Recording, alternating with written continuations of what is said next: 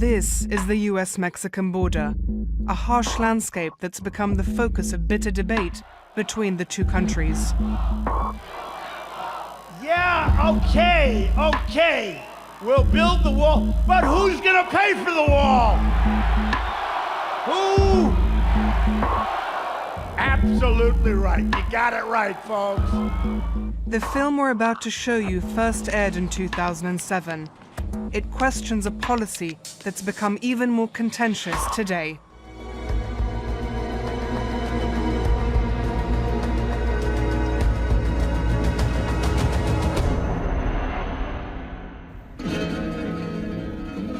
The Sonoran Desert in the south of the United States. A harsh, hot, and unforgiving landscape straddling the border with Mexico. A natural barrier, not so much a protective wall, but a regional belt dividing the bodies of two nations. Thousands of illegal migrants cross into this area of Arizona every year. To them, it represents a gateway to a better life. In reality, it's often a gauntlet of death from which they may never return. Crossing the desert to avoid these steel and concrete walls which mark the border in urban areas. When we're on a main road like this, we look for people, anybody out here, they could be standing on the side of the road if they have made it this far and need help. Atención médica, aquí está uno, doctora. Volunteer Catherine Ferguson and physician Norma Price are Samaritans, rescuing those who are in desperate need of help, illegals who've been physically and mentally defeated by the deadly conditions. People walk not only in trails, but they walk in circles because they're lost. So you could have a child walking out here, you could have a man, a grandmother, or you could have a group of people, and all I'm doing is looking for anything that looks like a human being. But Catherine and Norma aren't the only ones on the lookout. Two groups, both 10 plus. 10 plus, two groups, 10 plus. The United States government has as many Border Patrol and Border Patrol backup as there are stars in the sky. In an attempt to secure its borders, the current administration is spending billions of dollars on enforcement. Money many argue is doing little to stop the human traffic, merely rerouting it. Since they've closed the ports, it forces people out into this arid desert, and people are dying. So it is supposed to send a message back to the villages in Mexico that if you come here, you'll die out in the desert. It's a policy of death. They really don't know what they're facing. I mean, they don't know how hot and dry it is. Most of them, if they haven't been here before, they don't know about the desert. And we see women in high heel shoes or wedge shoes, and they'll have one bottle of water. And in this environment that is so hot and dry and desolate, they need, if they have any degree of heat exhaustion or heat illness, they need to be taken to the hospital immediately. And the heat literally just cooks the organs, the brain, the heart, the kidneys. We see a lot of pregnant women, and that also increases the risk that they'll get into trouble. The worst, saddest of all, of course, is the children. And we see situations where children die. But for those making the passage, it's a terrible choice. A gamble, really. Face death and avoid capture, or seek help, even if that means deportation. Hola, señor! Hola, señor! Ahead in the distance, emerging from the scrub, stands a solitary figure. His decision has been made. Paying with his life is too high a price for passage to the promised land. ¿Necesitan agua y comida? Buenos días, señor. ¿Cómo está? Me llamo Catalina. Somos samaritanos. Somos de la iglesia cerca de Oaxaca. Frightened, disorientated, and exhausted, His story is like so many others, left behind when he couldn't keep up with the group. ¿Cuántas personas fueron en el grupo? 25. 25. Se quedaron 3, como 2 días, pues, hasta acá aguanté. ¿Y por qué viene aquí a los Estados Unidos? Porque debo bastante dinero a México, mi país, y quiero pagar por eso. ¿Y cuántos días está aquí solo? 5 días con hoy. Que era difícil, pero que había que probar, porque si uno no prueba nunca sabe cuál es la realidad. Como no solo te cuentan, no, ahí se pasa fácil, o ahí no se puede, entonces hay que mejor venir a probar para ver. El primer día fue bonito porque salimos de noche, solo caminó de noche, no había mucha espina. Ya el segundo día mucha espina, mucho frío, empezó a llover, bien mojado, el pantalón ya se mojó como 6, 8 veces, como ha estado lloviendo todas las noches, y se moja y se vuelve a secar. Ajá, fue difícil. Esta camisa era nueva, ya está toda rota, vieja. Pero Dios sabe la verdad. ¿Pensó de tu familia? Mucho. ¿Y de qué? Que ya sabían que me había quedado y que saber que... The Samaritans present him with his options, but his face betrays the answer. ¿Qué es su sentido? Regresar a México. Sí. It's off of 286. US law means the Samaritans can do nothing but call the Border Patrol. Placing an illegal in their own car would mean a possible jail sentence. Anybody that gives them a ride will be arrested if they're caught. We can't do that. They could spend 5 years in prison for transporting an illegal alien and 10 years for conspiring against the United States government. With little time to collect his thoughts and belongings, he's arrested by the Border Patrol. And this is a first-hand look at the law in action. You have to stand back. Federal agent doing my job. Back off, please.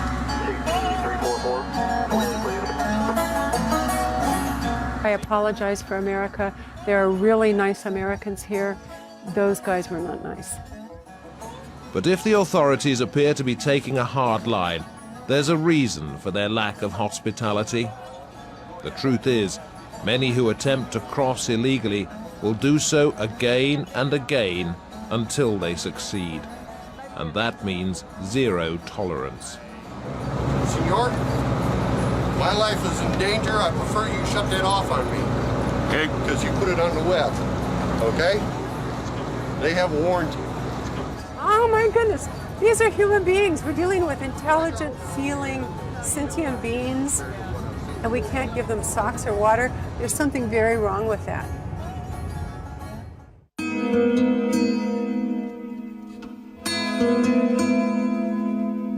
We have a schizophrenic sign at the border. We have this big sign that says, keep out. And at the same time, metaphorically, we have the sign that says, help wanted. There's a tremendous lure of jobs. We have significant sectors in the economy that need large numbers of low-skilled workers that we're not producing in the native-born population. And there are no legal channels for those workers to come in. And therefore, the only way those workers can enter in large numbers is illegally. Judith Gans is an academic and an immigration expert. She knows the statistics speak for themselves. Since 2000, people have been entering at the rate of about 850,000 a year. There are currently an estimated 12 million people in the country illegally, and that's a huge number. But the other thing that's happening is that immigrants are going to what we call non-traditional states. Communities all over the country are suddenly waking up to find large foreign-born populations in their midst, in their schools, and it seemed like it happened overnight, and people are sort of saying, wait a minute, what's going on? And there's a feeling that the system's out of control, which in fact it is. I mean, there are serious problems with our immigration system. A series of fences dotted along the 3,000-kilometer border between the United States and Mexico were designed to stem the flow of illegal movement in urban areas. Based on current estimates, the system is a failure. The walls have not been an effective deterrent. They've changed the way and the costs involved in getting in.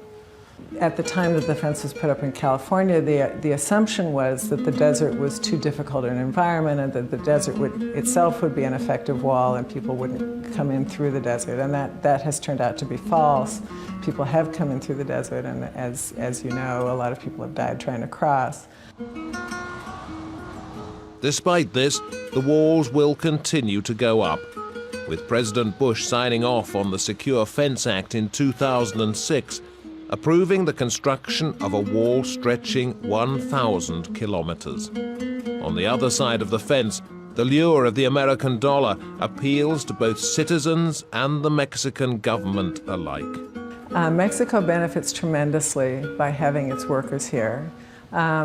Remittances, money being sent home by Mexican citizens working in the United States to their families in Mexico. It's the second largest source of foreign currency in Mexico. It lessens the social pressure within the country. So Mexico, in a real way, doesn't have a huge incentive to stop this. Though for Dora Rosas, all she can see is a separation barrier which has divided her family. Él se animó para irse para Estados Unidos porque aquí no, pues no, el trabajo pues le pagaban muy poquito. Y luego que se comenzó a hacer mono de yeso para vender, pues también la venta es muy baja, la gente no... But without legal status, Juan cannot move between the two countries. So for the past 14 years, he hasn't seen his family in Mexico. Más que el dinero, más que todo. Como yo siempre lo he manejado con mi esposo y mi niña. Estamos en una barca y si no remamos juntos no vamos a salir. Si uno de ellos se baja o se sale, nos hundimos todos. Es lo mismo si la familia si el papá se va al otro lado y él según está mandándonos para acá. It's a sacrifice millions have been willing to make, and a path many more seem certain to follow. Mexico, a country of more than 100 million people, but where more than 40% live below the poverty line. For so many, that poverty line ends here, at the border with the United States. Sonora querida. On the other side stands opportunity, employment, and dreams of earning a higher wage. But standing in their way are groups such as this.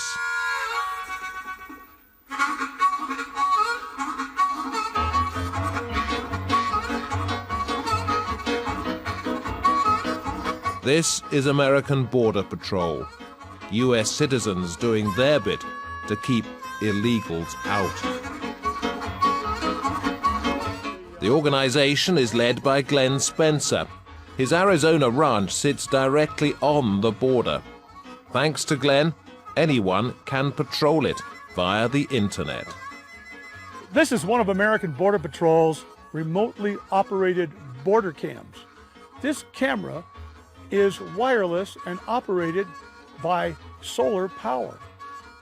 So really, you could run this camera from your home in New York to watch the border, so that we can have thousands of Americans watching the border with real vigilance, 24 hours a day, 7 days a week. Glenn says the US government's Secure Border Initiative is a disastrous failure, and he's compiled hours of video footage to prove it. This is the most highly policed area in the country, right? And we can walk through, even in daylight, right, with a huge atomic bomb on our back. And they wouldn't know it. They could stop it if they wanted to, but they don't want to. I will bet you there are at least 60 illegal aliens holed up, moving through the river, in the washes, right now.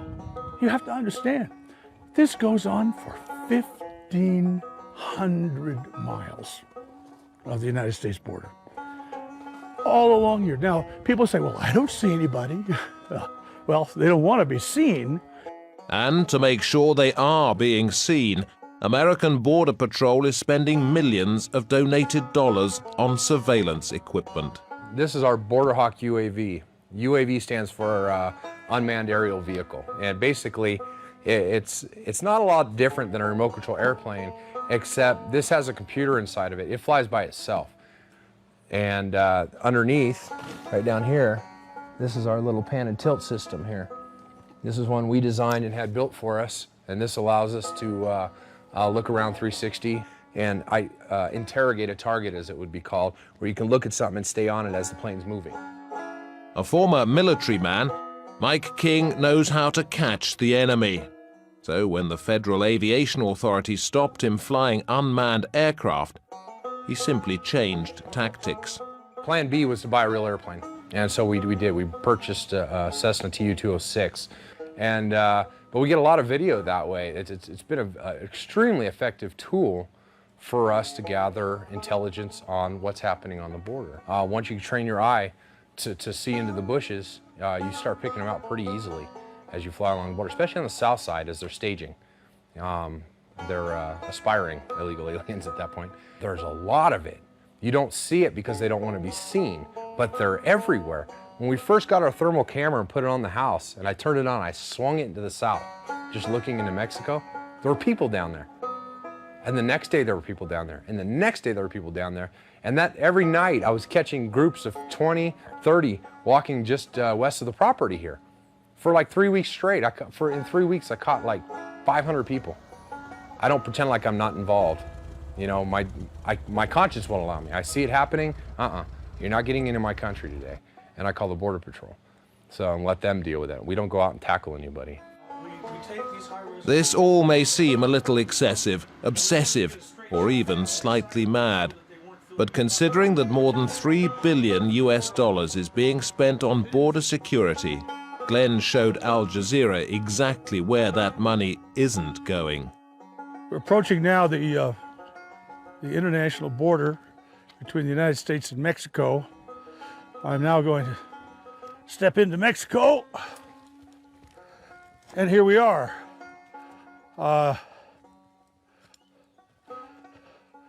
South of the border, down Mexico way. This is the first line of defense for the United States against an invasion from the rest of the world. It may stop some, but not many. Look how much money we're spending on defending the borders of Iraq. And our borders are wide open. And the government knows it. They're wide open to drugs, terrorists, and we've proven that. And they know it. But we're being sacrificed on the altar of globalism. They no longer believe in the nation state. They want to merge Mexico, the United States, and Canada together.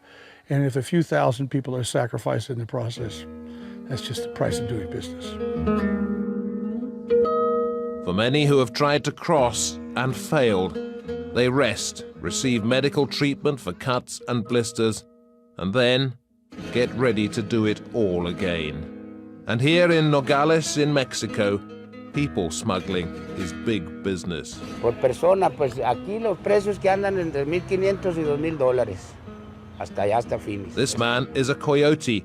He won't show his face because he imports goods from the United States. But it's human exportation and exploitation where the real money is. El coyote hace el acuerdo aquí con la gente. Ejemplo, si viene una esposa y dos niños hablan con el papá ya, y él se hace responsable de que llegue la gente y ya se lo paguen. Pero mientras en el trayecto de aquí para allá, ¿qué puede suceder? Puede suceder muchas cosas, se puede voltear el carro. But therein lies the irony of the situation. The legal route into the US is fraught with as many obstacles as a trek through the desert. Regardless of one's political allegiance, regardless of whether someone's an activist or a humanitarian, you can't turn away from those in need. I'll hear people say, Well, I like the migrants. I just don't like the illegal migrants. Or I like immigrants, just those who come in legally. And I think these people are either extremely naive or stubborn or turning their back on the situation because there's no way these people can come in legally. Though, as the saying goes, do good fences make good neighbors? Many would argue it's merely the symptoms that are being addressed, not the cause.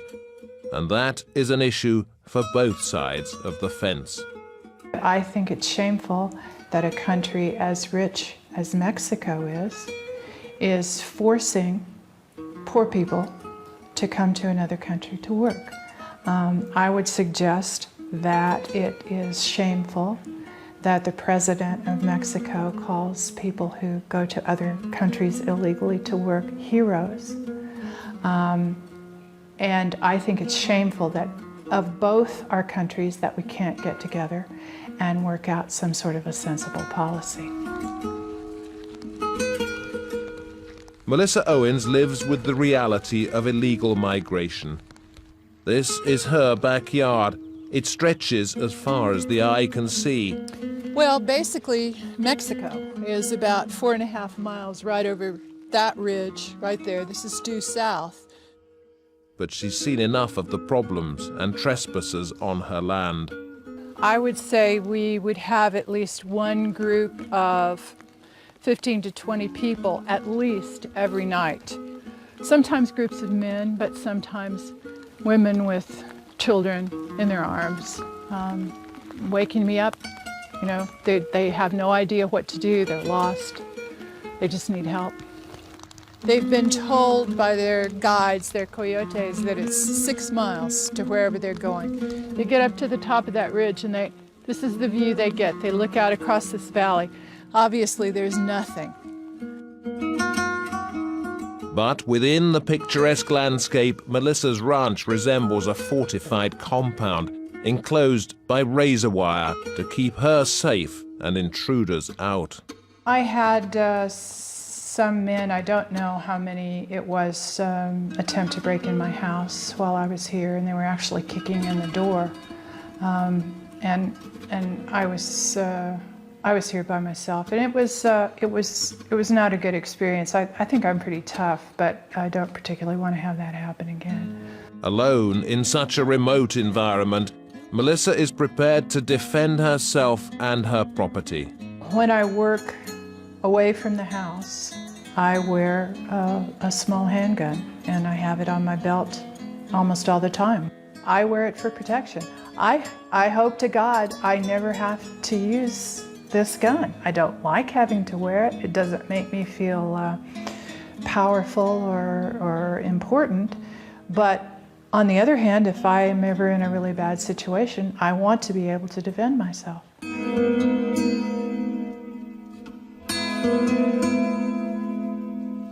An emotionally charged issue, illegal migration has polarized Americans. It's an issue debated by politicians thousands of kilometers away in Washington, D.C., but one which affects individuals at the border directly. If I didn't have the greatest respect for Hispanic culture, I sure wouldn't live on the Arizona-Mexico border. I'm not talking about race, I'm not talking about nationality, I'm talking about people who are on my land and in my country illegally. I don't want people I don't know walking across my land, and I don't care whether they're from Finland or Togo or Guatemala. I don't want them here. It's a small war zone. People don't know what it is. I wish they would come here. At the moment, it's very quiet with beautiful big clouds, but at certain times of day, there are helicopters out here, there are horse patrols, there are ATVs around, there are guys that look like Darth Vader. They're completely covered in black, and they carry guns, and they're out here looking for people like the man we met today. It's another way to instill fear in Americans. Since this film first aired, the US continued to increase spending on border security. At no other time in history has there been as many Border Patrol officers on duty as there are today. And now the authorities are bracing for a new challenge: children. Since 2014, the number of families and unaccompanied children apprehended at the border keeps skyrocketing. Young people are filling family detention centers, having fled poverty or extreme violence in Central America. Mr. Donald J.